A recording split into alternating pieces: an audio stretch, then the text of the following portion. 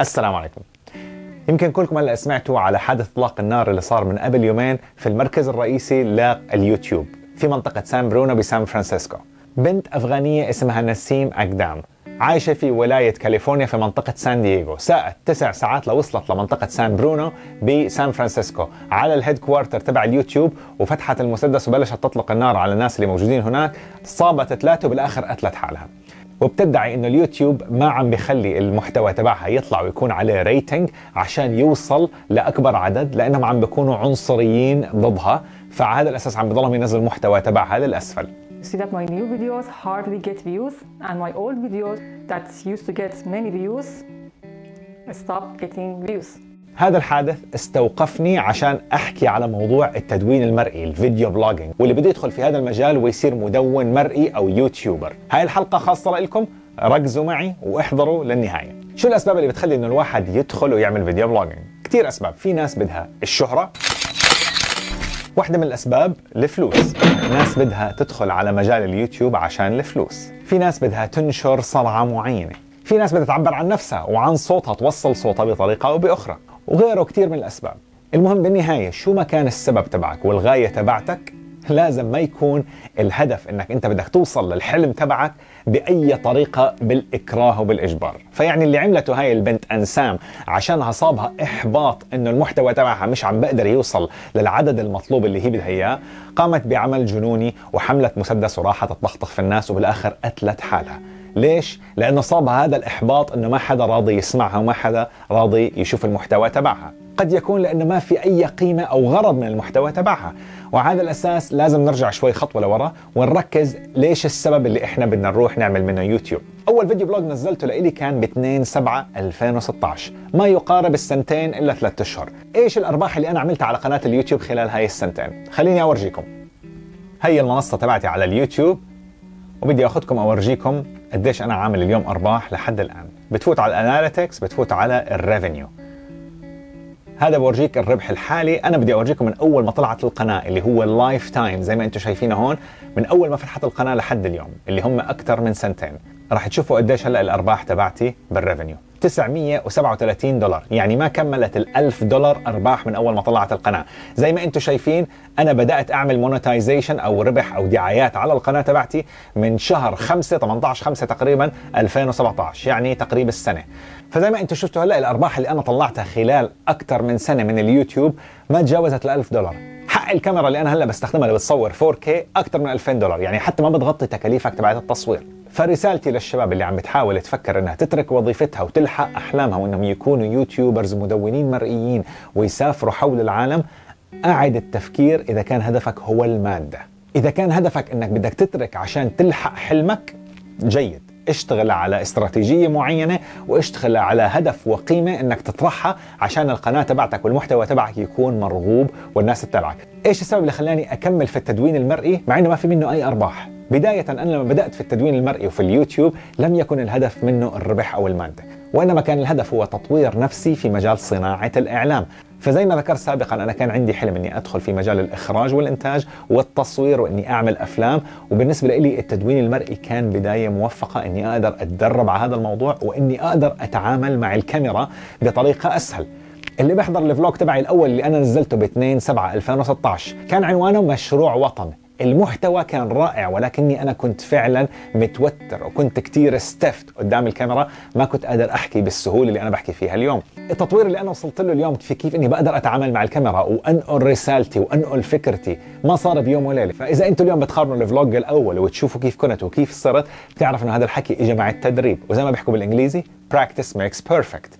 هذا التدريب اللي انا ضلني اعمل فيه فلوجز واجرب واعيد واصور ومرات ارجع امسح التصوير لاني غير راضي عن النتيجه وغير راضي عن الكواليتي وغير راضي عن المحتوى، ارجع امسح مره ثانيه وارجع اعيد التصوير. هذا هو اللي بيخليك مره ثانيه تتقدم وتتفوق في هذا المجال. والسبب الثاني اللي خلاني اكمل في التدوين المرئي هو اني انا كنت دائما بدي اتدرب على موضوع روايه القصص او الستوري تيلينج، لانها جزء اساسي من بناء قصص الافلام او المسلسلات، وهو الشغله اللي انا بطمح اني بالمستقبل اني اعملها. وهذا الاشي فعلا انجزته في اكثر من حلقة، باني قدرت اروي قصص شخصية خاصة رويتها باسلوب جميل كان كتير قريب للناس. على هذا الاساس انه انا بستخدم المنصة تبعتي عني انا اطور نفسي في مجال رواية القصص وصناعة الافلام والمحتوى.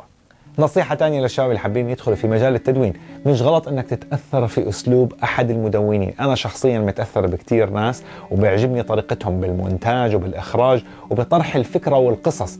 مش غلط ابدا انك تتأثر، والناس اللي بيحاولوا دائما يورجيك انك انت عم تسرق طريقتهم، ما تاخذ بحكيهم، هاي مش سرقة.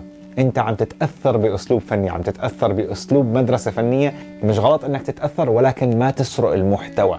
فيعني تأثر بالمواضيع اللي بيطرحوها بعض المدونين، اتعلم منهم، شوف طريقتهم، شوف اسلوبهم، وبالعكس حاول انك انت تعمل نفس طريقتهم في المونتاج. هاي الشغلة بتخليك تطور من نفسك وتتطور. انا كمان بدايتي كتير شغلات ما كنت اعملها صح، وضليتني احضر لمدونين تانيين وتأثرت بكتير ناس. اكتر ناس انا بتابعهم واتأثر فيهم كيسي نايستات، بيتر ماكانن، ناس ديلي، وكتير ناس من المدونين اللي أنا بعتبرهم عباقرة ومبدعين في مجال التدوين المرئي. والشغلة الثالثة والأهم والسبب الأساسي اللي عم بيخليني لليوم ورح أضلني لبكرة إني أعمل فيديو فلوجينج هو إغناء المحتوى العربي اللي إحنا عم بيكون في عنا مشكلة فيه. فأنا اليوم لما بلشت التدوين المرئي بلشت في برنامج اسمه فادي في كل مكان، وكانت فكرة البرنامج هي مبنية على السياحة والسفر، وإني أذكر الرحلات تبعتي ومعلومات عن الأماكن اللي أنا بروحها. لكن اكتشفت إنه في كتير ناس من صناع المحتوى العربي والإنجليزي قد يكونوا غطوا هذا المجال وغطوا هذه الزاوية بطريقة مفصلة وقد تكون أفضل مني. ومش غلط أنك أنت تكتشف وين الخلل اللي أنت عندك أو الضعف اللي أنت عندك، ولكن اكتشفت لما أنا عملت أول فيديو لإلي اللي هو أكثر إشي شهر قناتي هو تحليل الدي ان اي تبعي. المحتوى والرسالة تبع الفيديو هو نفسه اللي خلى الناس تتفاعل مع قناتي وتتفاعل مع المحتوى. فاكتشفت أنه إحنا في عنا نقص في المحتوى الهادف والمحتوى المثير للجدل، المواضيع اللي إحنا بالثقافة تبعتنا العربية ممنوع نحكي فيها.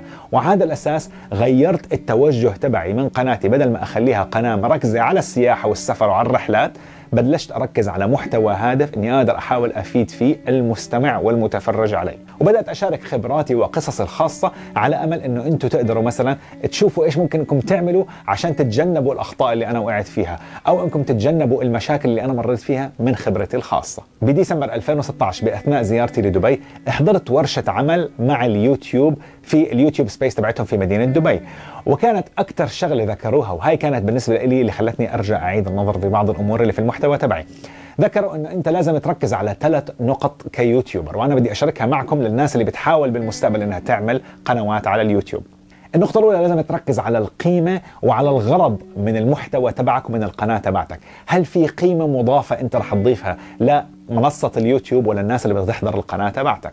وعلى الأساس بلشت أغير شوي أنا توجهي، لأنه بدك تعطي للناس قيمة لإلهم للمحتوى عشان ما تخليه يضيع ال10 دقائق يحضرها وبالآخر ما يستفيد إشي، يلاقيك إنك أنت عم تسرد حياتك اليومية، كيف أنت عم تصحى وعم بتنام وعم تاكل وعم تشرب من غير هدف ومن غير أي رسالة. مع إنه المتابعين لما يبلشوا يحبوا المدون المرئي بيصيروا ما عندهم مشكلة إنه يحضروا كل هاي التفاصيل، ولكن عشان أنت تطلع في البداية في المنصة تبعتك لازم تنزل محتوى هادف تخلي المتابعين يصيروا قريبين منك ويحبوك أكتر، ويصير إنه مثلا بدهم يعرفوا أنت كيف بتقضي حياتك اليومية. يا فادي أنت كيف اليوم تصحى الصبح، شو بتروح بتسوي لما تروح تشرب قهوة، شو نوع القهوة اللي بتشربها، شو نوع الأكل اللي أنت بتحبه، كيف بتحب تتصرف، كيف تتعامل مع الناس. ببلشوا شوي شوي بدهم يتعرفوا عليك أكتر وأكتر. النقطة الثانية هي كانت الرسالة اللي أنت بدك تقدمها في الفيديو. فمرات كنت تنزل فيديوهات بتلاقي ما في إلها معنى، أنت بس عم بتورجي الناس أنك أنت عم بتسافر وأنك أنت مبسوط وعم تعطيهم معلومات سياحية، ولكن هل هذه الرسالة بتخلي الناس فعلا مهتم أنها تكمل معك الفيديو وتحضر التدوين تبعك أو لا؟ والنقطة الأخيرة والأهم اللي هي الاستراتيجية، كيف بدك توصل هاي الرسالة وكيف بدك تضيف محتوى ذو قيمة للمتابعين. وهاي مرات بتحتاج تفكير، عشان هيك في بعض الأحيان أنا بتراجع وبقعد فترة طويلة ما بنزل أي فيديوهات، لأني بكون قاعد عم بعيد ترتيب القصص تبعتي وكيف بدي أكتبها وكيف بدي أسردها وكيف بدي أنتجها وأصورها عشان تكون قريبة للناس اللي بدهم يحضروا ويتقبلوها ويكون في تفاعل معها أكتر. فزي ما أنا وضحت لكم هلأ، أنا هدفي من كل فكرة اليوتيوب صراحة أنا عم بحاول أبني مهارة لإلي لنفسي للمستقبل، إني أقدر يمكن بيوم من الأيام إني أعمل فيلم لإلي، أو إني أعمل برنامج مع أحد القنوات الفضائية أو أحد المنصات الإعلامية الكبيرة. وفي حالة أن المحتوى تبعك ما وصل للنتيجة اللي أنت بترغبها، بالعكس هذا لازم يكون المحفز لإلك إنك ترجع مرة تانية وتشوف وين الغلط تبعك وترجع تطور المحتوى تبعك وتنزل مادة تانية تفيد المشاهد. واحدة من الشغلات كمان الطريفة أو الجميلة اللي ذكروها في ورشة العمل تبعت اليوتيوب، حكوا إنك دائما تتعامل مع المتابعين تبعونك كأنهم عائلة، كأنهم أسرة لإلك، وتطلع زي كأنه شعار او نيك نيم انه يربطهم فيك. فعشان هيك اليوم بتلاقي في كتير مدونين دائما بيسموا المتابعين اسم، شلة فادي، شلة حسب الله، شلة ما بعرف مين، عائلة فلان. انا شخصيا ما حبيت اني اطلع اسم استخدمه لإلي وبيني وبين المتابعين، لاني حسيت انها مبتذلة وكأني عم بقلد الناس، مع انه الفكرة لحد اليوم اليوتيوب بضلهم يحكوا لك انك اعملها عشان تكون قريب من المتابعين.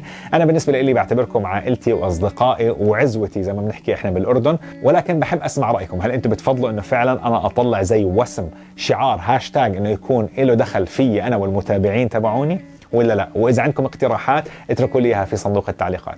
وراح اذكر لكم في الحلقات القادمه بعض المبادرات اللي قاموا فيها شباب من اليوتيوب ومن المؤثرين على صفحات التواصل الاجتماعي بهدف انساني، وكيف انهم قدروا يستغلوا هاي المنصات تبعتهم، وكيف انهم قدروا يستغلوا المتابعين اللي عندهم بانهم يعملوا شغله انسانيه لمصلحه عامه فوق مصلحتهم الخاصه والفائده الخاصه تبعتهم. هاي كانت حلقة اليوم، وحبيت أشارككم وجهة نظري بالنسبة لموضوع اليوتيوب والتدوين المرئي، وكيف الواحد لازم يبدأ الكارير تبعته والمهنة تبعته في مجال التدوين المرئي. بس ما تنسوكم تعملوا لايك وشير وسبسكرايب على قناة اليوتيوب، وتكبسوا على الجرس تبع التنبيهات، وتخلوا هاي الإشارة اللي حوالين الجرس تطلع عشان توصلكم الإخبارات لما تنزل الحلقات الجديدة. وبنشوفكم إن شاء الله بالحلقة القادمة. إلى اللقاء.